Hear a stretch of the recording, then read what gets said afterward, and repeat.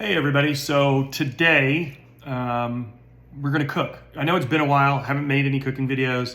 I've kind of been on the bike, just focusing on what's next, what I'm doing, and where I'm going.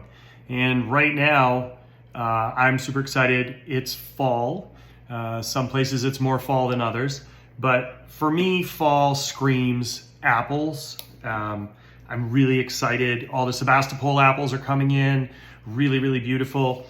And what I have here is a really cool apple. As you can see, the skin is little, it almost looks like an Asian pear, but they call it a golden russet.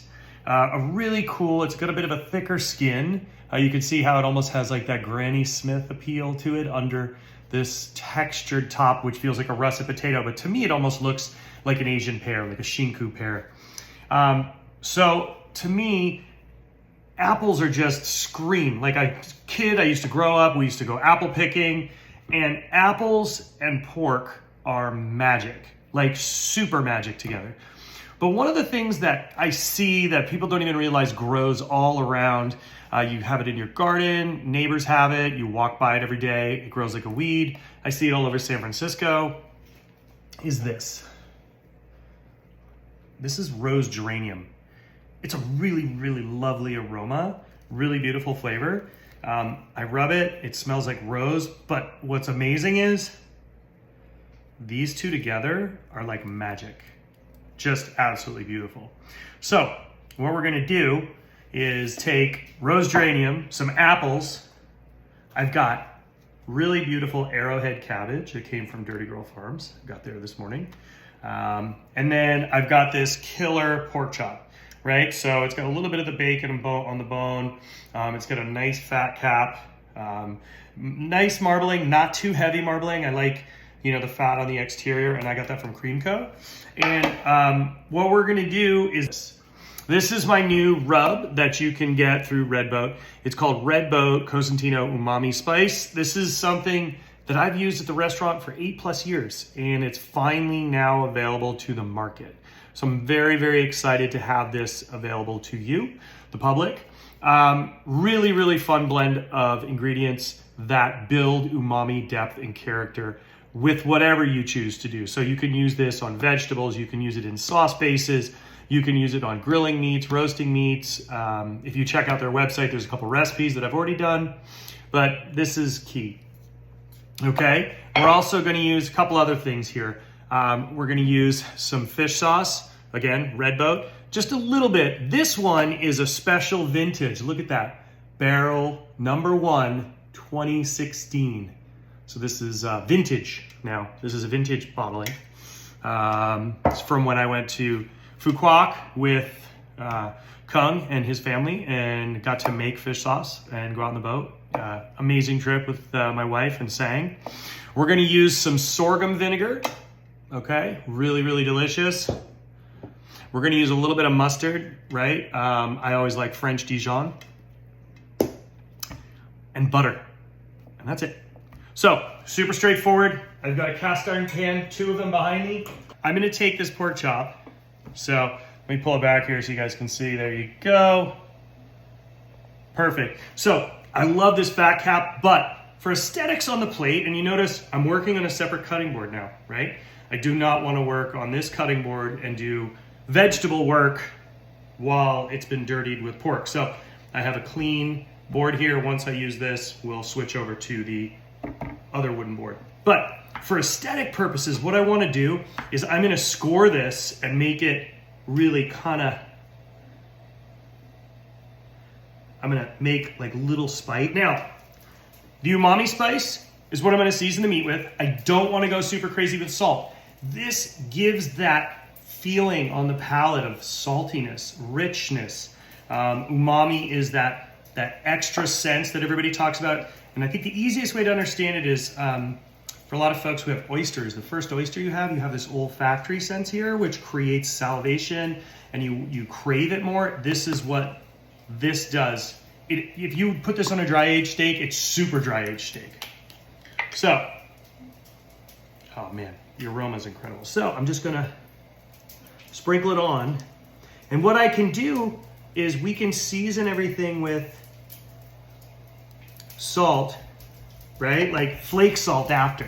I don't want to, you know, whatever falls off, let it fall down below because we're going to season both sides, right? See, because I did that. Here we go. Beautiful. One more. And now you notice I'm seasoning that fat because we're going to render that too. Okay, beautiful. Okay. So as you can see, super evenly coated. Now, whatever's left, notice how I have this pan, we call it a seasoning pan at the restaurant. I'm rubbing it around, getting all the extra. You know, it's the good stuff. You don't want to waste it, okay? So this is going to sit aside. For this one pork chop, I would use half a head of cabbage. So really beautiful. This cabbage is stunning. Really sweet. Arrowhead cabbage, like I said, I got this from Dirty Girl Farms. It's delicious raw, right? Great texture, really, really sweet. It's like one of my favorite. I could eat this all day, but I don't think that's appropriate if I just chew. So, leaving the root in, cutting it lengthwise. That's it. This is all I want.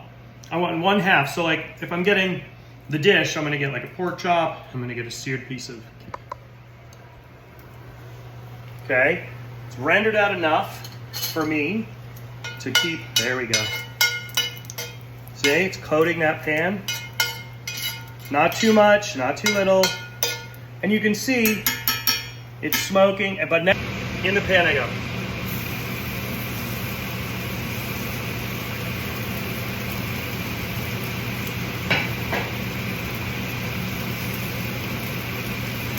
Okay, so meat's in the pan.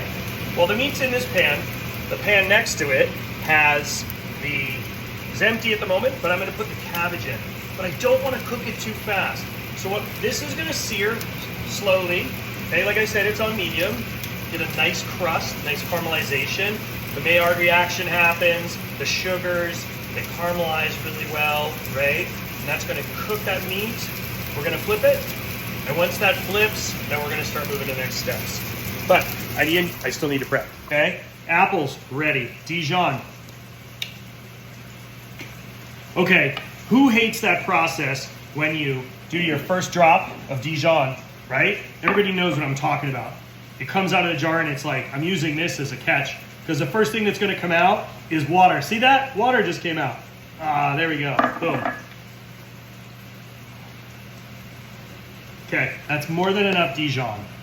Okay, now, see I've got this. Yeah. I'm gonna take my apple piece and use that. That. I think I might need a little more Dijon. Oh. Okay, there we have it. Now it's gonna go right in the pan next to the pork chop. Okay, I'm gonna salt my butter. Jacobson's sea salt. Boom. Okay. Apples.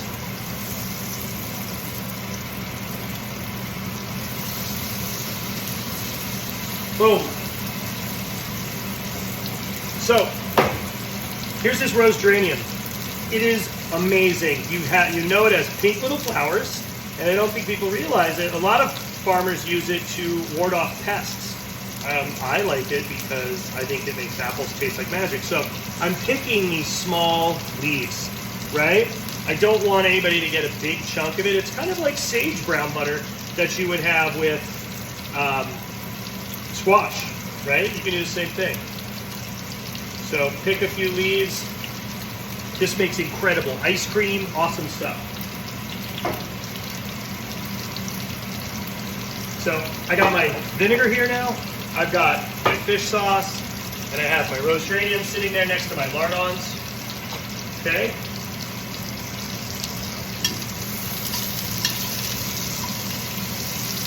Now, I don't want to hammer these apples. I don't want apple sauce. I want nice, flavorful apples. So I'm turning it up, and the skins are blistering. It's getting lovely. checking my cabbage here. It's almost time to add a little butter to this and start basting it. Okay, so this is why I like a grill fork, because I can take off my weights. I don't poke the meat. I can turn it and look. That looks great. Quite lovely. I'm gonna check. Almost done. I'm really close. So, brown butter's almost there. I'm dropping in my roast geranium. It's gonna get a drop of fish sauce. Turn off your heat. Vinegar.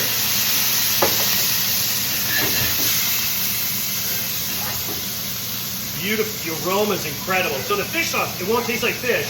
It's just giving it more depth. So what I need is a pinch more butter to emulsify the sauce. Half a teaspoon. Back in with my lardons.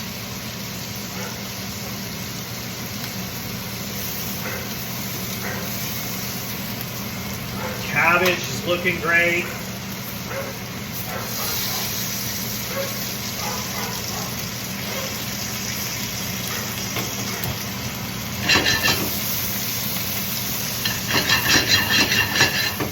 The aroma on this is incredible. Rose and apple. It just makes the apple taste more like apple. So, super excited. Almost there. This cabbage it looks stunning. I love the texture of it. As you can see over here, I tipped my pork chop up and I'm cooking those little pointies, right? My little stegosaurus spikes. Look how these apples are turning out. Look at that. And the texture on them is great.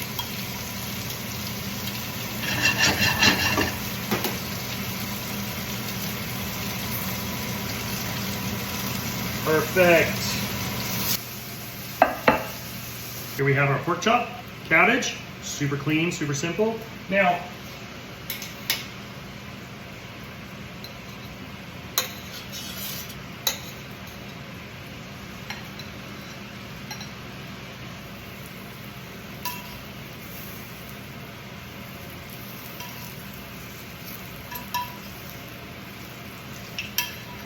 woo.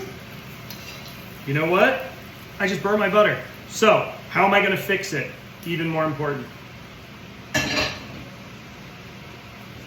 Cabbage is ready. I burnt the butter. Some of these are okay, but not enough of them. So, what do? First off, make sure what you have isn't bitter. And then I'm just gonna take the same pan that the pork chop was in, put fresh butter in, and do quick apples.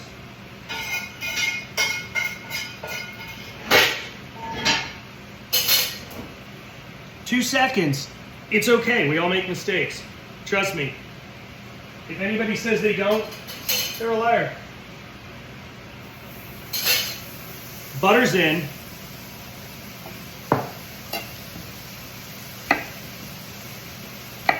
Quickly doing another apple. I'm only going to do half because this one's pretty good.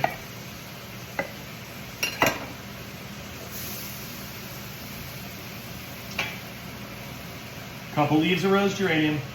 So the goal is to create something that brings cohesiveness to the plate. So apples, cabbage, pork, fish sauce, umami spice, Dijon, things that are all together making beautiful flavors. So apples are there.